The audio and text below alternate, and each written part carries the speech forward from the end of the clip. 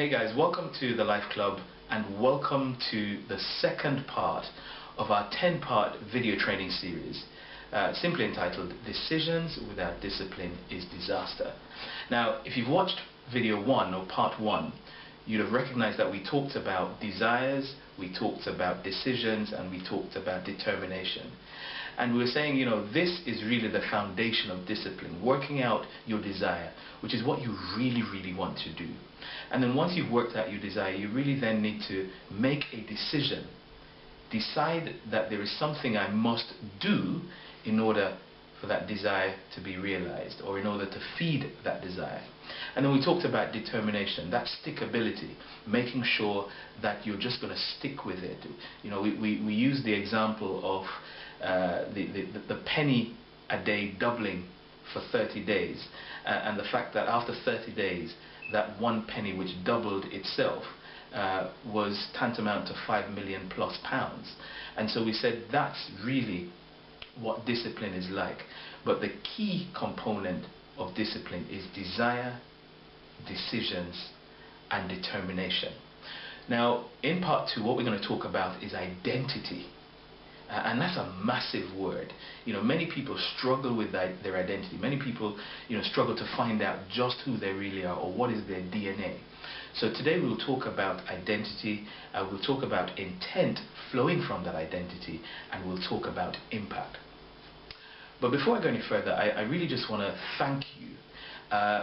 We've been just so excited about how you've received this book. We wrote this book as a tool to help people to grow, and you know, it's entitled 26 Big Ideas, Your A to Z for Growth, and in there you'll find 26 ideas on just exactly how to grow.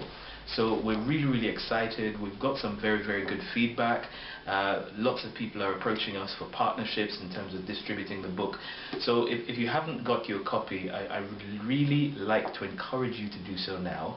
www.26bigideas.com, and you can have your very own personalized autographed copy. Alright, so thank you very much for that. But what I wanted to do to illustrate the whole thing of identity is just to read you a story. Now, a little while ago, probably last year sometime, I came down one morning just to kind of rummage or forage through the kitchen trying to get some breakfast. Judy had gone out, the kids were at school, and I was here trying to, you know, in a bit of a haze. I'd had a late night trying to work on the material, and I just wanted something to eat.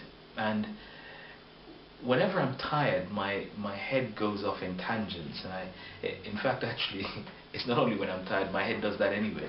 I just like to think, and I like to explore stuff, and I like to come up with wacky and crazy ideas. And while I was rummaging through the kitchen, one of the ideas I had was of the toaster that I was looking at wanting to become a kettle.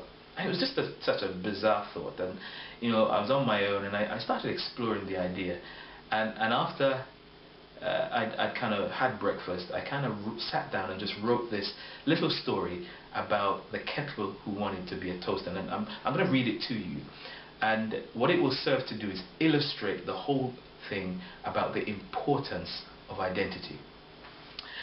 Now, it's entitled The Toaster Who Wanted to Be a Kettle, as I've said, and it goes like this. Have you ever heard the story about the toaster that wanted to be a kettle? No? Okay, let me tell you.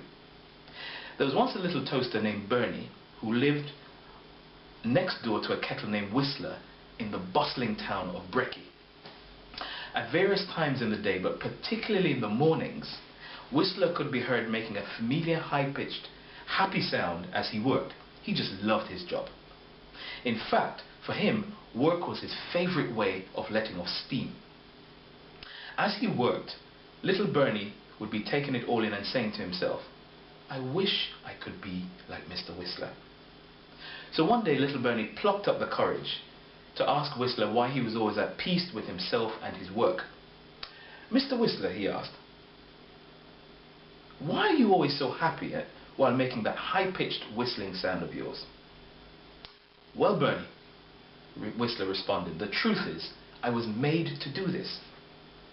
"How do you know that?" Bernie asked, now even more eager to hear what Whistler had to say.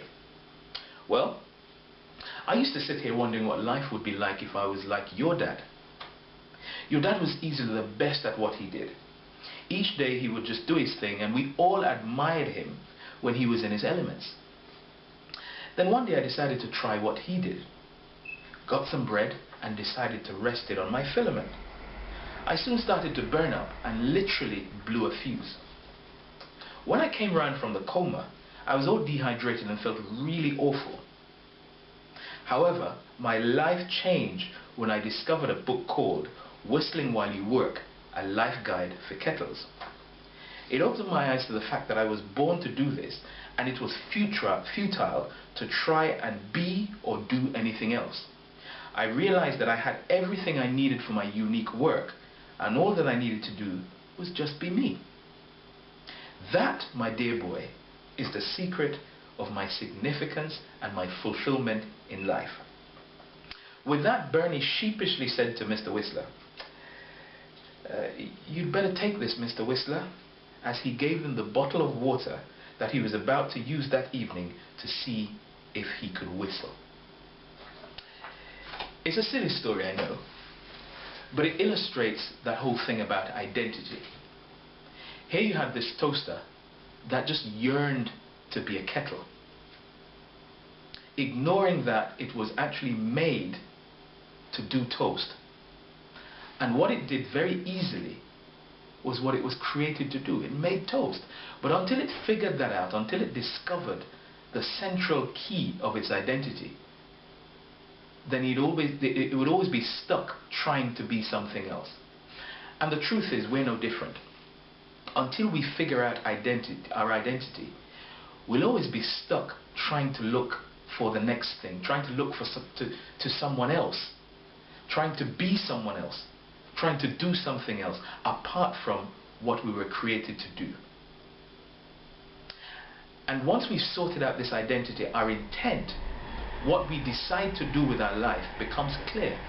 Because once the toaster realized that it was made to do bread, then it made up its mind to say, okay, I'm not going to bother with trying to boil water. That's somebody else's gig. My thing is about toasting bread. So I'm going to toast bread with all that I am. And once you've worked out your identity and your intent, it's only a matter of time before you start making impact. Because within the town of Brecky, there was only one toaster. There was only one person that they could come to say, here's a piece of bread.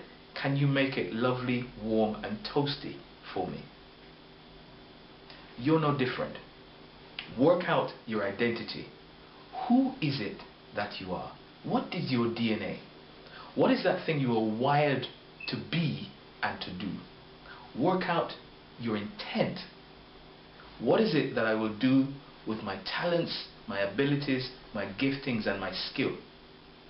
All of those things have come hardwired into me so I can be who I am. So the toaster has an element, and that element is for making toast. And once you've worked out what your DNA says you are, then you can get to work. And it's only a matter of time before you start to make impact. Whatever you do, do not try to be somebody else. There is only one you on this planet Earth. So make sure you are the best you that you could. Please never forget, decisions without discipline is simply disaster.